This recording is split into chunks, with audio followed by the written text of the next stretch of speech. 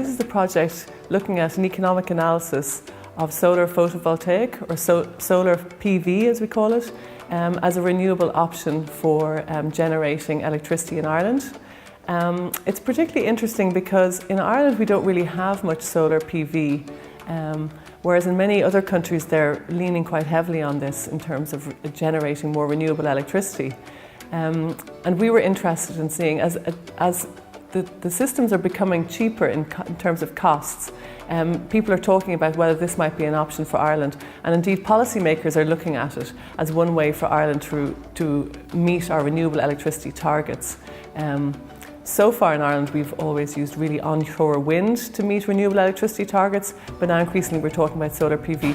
So we were interested in looking at the economics around solar PV systems.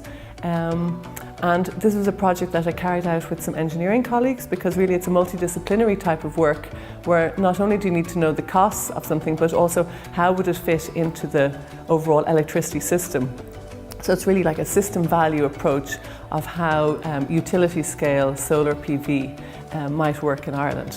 And this was unusual because in most countries where it's already in place, they have much higher levels of irradiance. In other words, they have a lot more sunshine than us. So the question is, in a country like Ireland where we have less sunshine, lower solar irradiance, does it now make sense as the costs are coming down in the system?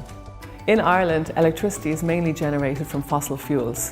And so the whole system is undergoing an enormous transformation. So it's really very interesting, I think, both from an economics perspective, but also from a policy-making perspective. How do we achieve this transformation in, I suppose, an efficient manner that doesn't, waste, I suppose, public money, but also that technically works and that the lights stay on, especially for electricity, of course. And the other thing that's very interesting right now is that where before we thought of electricity, heat and transport independently of each other, now we see through the electrification of heat and transport that there's kind of a blurring of the sectors. So the economics, I suppose, are becoming more complex, and electricity markets are becoming more complex as well. So that's kind of the context for it. So the key to all of this is really, if we can decarbonise the electricity system, then we also have a chance of decarbonising a lot of heat and transport in the future as well. So we still have a long way to go, but these are sort of the steps that we're taking. And the first step in Ireland has really been about implementing onshore wind.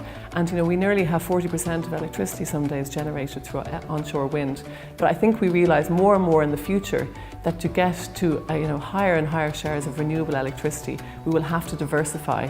The implications of what we've actually found are less clear, I suppose. We found that it is still quite expensive. So there is a judgment call.